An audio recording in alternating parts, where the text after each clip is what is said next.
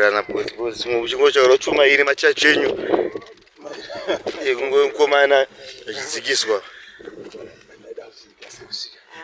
munosvika munosvika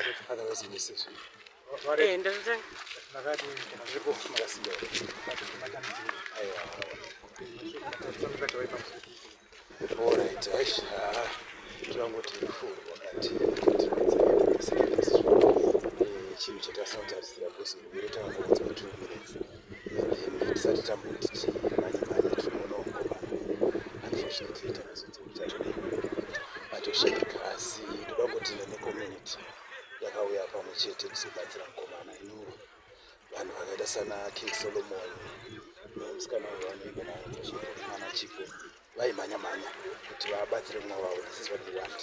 Zvinodzidzisa vanhu vese vanoziva kuti kugarisana kwakanaka.